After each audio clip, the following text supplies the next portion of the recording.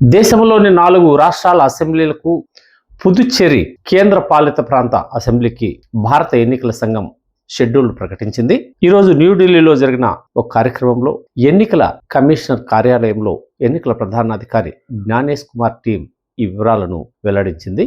ఇందులో భాగంగా కేరళ, తమిళనాడు, అస్సాం, పశ్చిమ బెంగాల్ రాష్ట్రాల్లో పుదుచ్చేరి కేంద్ర పాలిత ప్రాంతంలో 2 దశల్లో ఎన్నికలు నిర్వహించేందుకు భారత ఎన్నికల సంఘం వివరాలను ప్రకటించింది.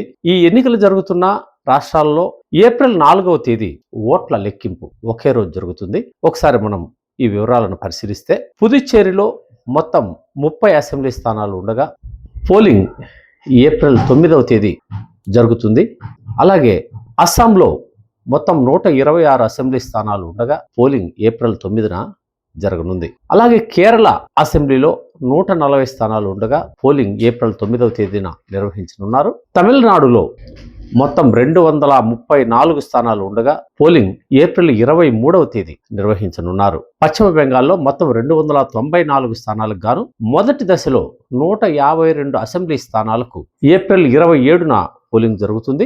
రెండో దశ ఏప్రిల్ 29వ తేదీ ఇక్కడ పోలింగ్ నిర్వహిస్తారు. మొత్తం అన్ని రాష్ట్రాల్లో కౌంటింగ్ మే 4న జరగనుండగా మే 6వ తారీఖున ఈ ఎన్నికల ప్రక్రియ పూర్తవుతుందని ఎన్నికల సంఘం ఈరోజు న్యూఢిల్లీలో ప్రకటించింది. ఒకసారి ఈ వివరాలను మనం సమగ్రంగా అధ్యయనం చేస్తే పశ్చిమ బెంగాల్లో 2 దశల్లో ఎన్నికలు నిర్వహించనున్నారు. ఈసారి బంగ్లాదేశ్ ఆనుకొని ఉన్న పశ్చిమ బెంగాల్లో పటిష్టంగా ఎన్నికలు నిర్వహించేందుకు భారత ఎన్నికల సంఘం ఈ చర్య తీసుకున్నట్లు తెలుస్తోంది. ఏదేమైనా బీజేపీయేతర పార్టీలు అంటే ఎన్డీఏ పక్షాలు కాని పార్టీలు, కాంగ్రెస్కు అనుబంధంగానో మద్దతు ఇచ్చే పార్టీలు, సానుభూతిపరులైన పార్టీలని లక్ష్యంగా చేసుకుని బీజేపీ పశ్చిమ బెంగాల్లో మమతా బెనర్జీని, తమిళనాడులో స్టాలిన్ ప్రభుత్వాన్ని, కేరళలో సిపిఎం పినరయి విజయ్ ప్రభుత్వాన్ని టార్గెట్గా చేసుకుని ఈ ఎన్నికల్లో గట్టిగా పోరాడుతోంది.